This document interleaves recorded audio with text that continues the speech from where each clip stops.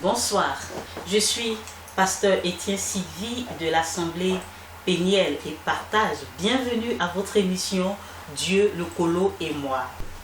Le changement climatique est un sujet d'une importance extraordinaire, un processus apparemment déjà en marche qui pourrait causer des dommages énormes et généralisés que pour les vies humaines,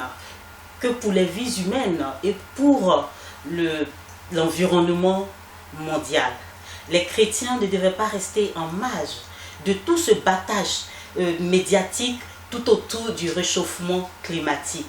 Réchauffement climatique, la dégradation de la biodiversité, l'exploitation abusive, anarchique et effrénée des ressources naturelles, les problèmes énergétiques touchés par le réchauffement climatique, par exemple en Afrique. Au niveau de la météorologie, les inondations est la catastrophe la plus courante en Afrique du Nord. Elle arrive en deuxième position en Afrique de l'Est, australe et centrale, et en troisième position en Afrique de l'Ouest, selon le rapport de AWDR 2006. Les dégâts causés par l'inondation en Afrique du Nord, au nord de l'Algérie, en 2001, nous avons eu 800 morts et une perte économique d'environ 400 millions de dollars. Au Mozambique, en 2000, aggravé par 2 cyclones, 800 morts bouleversant la vie de près de 2 millions de personnes, dont environ 1 million manquant de nourriture, soit 329 000 habitants déplacés et destruction des terres agricoles, toujours selon le rapport de AWDR de 2006. Nous continuons avec le diapo.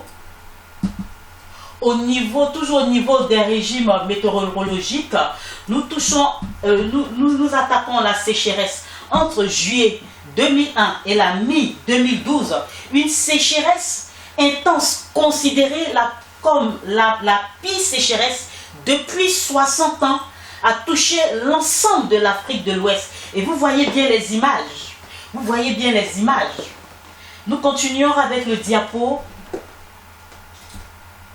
Parmi les effets observables du changement climatique sur les ressources hydriques d'Afrique, on a les inondations, les sécheresses, les modifications de la distribution des précipitations. Quand on parle de précipitations, on parle de la pluie, assèchement des cours d'eau, fonte des glaciers et recul des masses d'eau. En Afrique de l'Ouest, des économies entières souffrent lorsque les niveaux d'eau des énormes fleuves africains diminuent. Le Ghana, par exemple, est devenu totalement dépendant de l'énergie hydroélectrique du barrage d'Akosombo sur le fleuve Volta. Le Mali dépend du fleuve Niger pour la nourriture, pour l'eau et le transport. De longs tronçons du fleuve sont cependant aujourd'hui menacés de dévastation environnementale à cause de la pollution. Au niveau du Nigeria, la moitié de la population est privée d'accès à l'eau potable.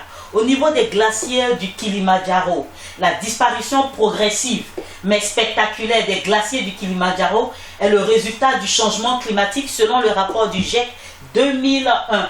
Les glaciers jouent un rôle de château d'eau et plusieurs cours d'eau sont en train de s'assécher. On estime que 82% de la glace qui couronnait la montagne lors des premiers relevés en 1912 ont à présent disparu, selon toujours le rapport de GIEC 2001. Nous allons continuer toujours avec les effets néfastes du dérèglement climatique en Afrique. Le paysage, surtout au niveau de l'agriculture et l'alimentation. Le paysage se transforme sur tout le continent. Voyez-vous, le bétail qui est mort. Il n'y a plus de production, de bonne production. La sécheresse, les vagues de chaleur et les inondations ont réduit le rendement des cultures et de la productivité du bétail. Et on trouve que l'Afrique est un continent qui meurt de faim. Parce qu'il y a du gaspillage, mais du gaspillage causé par les effets néfastes du dérèglement du climat. L'Afrique de l'Est fait face à la pire crise alimentaire du XXIe siècle. D'après Oxfam, 12 millions de personnes ont cruellement besoin de nourriture en Éthiopie, au Kenya et en Somalie. Les précipitations ont été inférieures à la moyenne entre 2010 et 2011, étant l'année la plus sèche depuis 1950 et 1951. Cela pose un sérieux problème pour un continent dont l'agriculture dépend de la pluie. Nous allons continuer très rapidement sur la santé humaine. Des pathologies liées au climat et les impacts sur la santé humaine peuvent être importants dans les pays pauvres, disposant de peu de moyens pour traiter et prévenir les maladies. Les impacts climatiques sur la santé comprennent entre autres un stress thermique fréquent et intense lié à une augmentation continue de la température, la réduction de la qualité de l'air qui accompagne souvent les vagues de chaleur peut générer des problèmes respiratoires et aggraver les maladies respiratoires.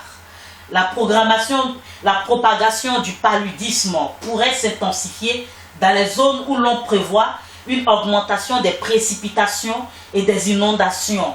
L'augmentation des précipitations et de la température peut favoriser la dissémination de la dengue, qui est un insecte qui est comme le moustique et qui provoque cette maladie, qui provoque le paludisme, et ça pourrait causer la mort dans les 24 heures qui suivent. Nous allons continuer toujours sur les effets néfastes du dérèglement climatique. L'image 12 sur la population vulnérable. En Afrique, les femmes, les enfants et les personnes âgées sont plus vulnérables aux impacts du changement climatique. De par leur rôle dans les réponses sociétales face au changement climatique, comme après des événements météorologiques, nous avons par exemple la migration des hommes. Les femmes, en plus d'être mères, assument souvent des tâches en plus de leur travail. La pénurie d'eau s'impose. Donc elles sont obligées de parcourir des distances avec les enfants pour aller chercher de l'eau. Nous allons continuer sur la sécurité nationale. Selon un rapport des États-Unis, dans les 25 prochaines années, la pénurie d'eau pourrait être facteur de guerre en Afrique, car des pays pourraient se disputer des cours d'eau. Et là, c'est sérieux. C'est vraiment sérieux. Voyez-vous quelques exemples des effets du changement climatique. Et c'est sérieux. Et les chrétiens ne devraient pas rester en marge de tout ce battage médiatique autour du réchauffement climatique sans s'arrêter pour comprendre comment cela est expliqué dans la Bible. La pire des choses à faire face au réchauffement climatique, la pire des choses qu'un disciple de Christ pourrait faire, c'est d'ignorer le problème. Nous devons nous impliquer dans les grands débats, dans les grandes préoccupations du moment qui agitent la société. Et c'est pourquoi nous avons initié cet exposé, cette émission, pour susciter 3 réponses en vous. Numéro 1, la réflexion. Numéro 2, la prière. Et numéro 3, l'action. À chaque fois que je donne cet exposé, à chaque fois que plutôt je fais cet exposé, c'est chargé d'émotions. Je ressens, je vis la chose parce que c'est une réalité. Nous devons commencer par lire ce que dit la Bible en ce qui concerne la création, en ce qui concerne la nature. Comment cela est expliqué par les Écritures. Voyez-vous, nous avons regroupé les actions de Dieu en 5 grands actes. Et même, ce n'est pas seulement nous, la théologie. résume les actions de Dieu à travers la Bible en 5 grands actes. Nous avons la création, la chute, Israël, Jésus, le temps présent et le temps à venir. Et tout au long de cet exposé, nous allons vous expliquer à travers les actions de Dieu, à travers ces 5 grands actes qui vont constituer nos sous-thèmes, nos différents sous-thèmes, vous expliquer la création selon Dieu et quelle position nous chrétiens devons-nous avoir vis-à-vis de cette création. Sans trop tarder, nous allons laisser la Bible nous raconter son propre récit par rapport à la vision de Dieu en ce qui concerne ce monde et la place qui nous est dévolue. Nous allons voir toujours notre diapo, comme nous sommes dans une étude, on va beaucoup lire. On va beaucoup lire. Pourquoi moi, chrétien, devrais me préoccuper de la création? Ce qu'il faudra savoir, c'est que, avant de commencer, j'aimerais rendre hommage et dire merci au pasteur Dave Buckles qui nous a beaucoup aidé à travers ses ouvrages et ses recherches en ce qui concerne l'environnement. Nous nous sommes nourris, alimentés, éclairés par ses recherches, par ses écrits, et nous sommes inspirés de ses écrits pour pouvoir réaliser cette émission et faire aussi cet exposé. Et ce sont ces recherches qui ont donné ces statistiques sur les raisons pour lesquelles les gens s'impliquent dans les questions écologiques. Pour certains, l'amour pour la faune et la flore, le jardinage ou la beauté des campagnes. Pour d'autres personnes, la dernière cause à la mode pour laquelle il faut se battre, une façon de faire de ce monde un lieu de vie meilleur. Il y a des personnes aussi qui sont poussées par la peur. Parce que quand on vous explique ce que c'est que le dérèglement climatique, qu'est-ce qui cause cela, les conséquences, ça fait peur. Et quand tu vois les effets néfastes du changement climatique sur la santé, sur l'environnement et sur le patrimoine, ça fait peur. Et ces personnes se disent, si nous ne faisons rien aujourd'hui, nous allons tous souffrir dans les années à venir. Mais pour nous les chrétiens, veiller sur notre environnement est une question de justice vis-à-vis des millions de personnes qui dans le monde souffrent déjà des conséquences d'un climat en pleine mutation par la faute de la race humaine. Nous continuons toujours l'étude. Que dit la Bible à ce sujet? La problématique qui s'impose, c'est l'évangile consiste-t-il qu'à sauver les gens du monde en perdition et à leur annoncer la bonne nouvelle du ciel, ou Dieu se soucie-t-il de notre manière de vivre aujourd'hui sur terre?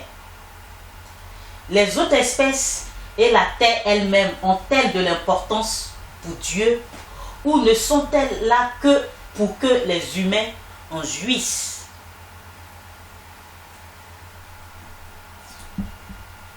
Que dit la Bible à ce sujet?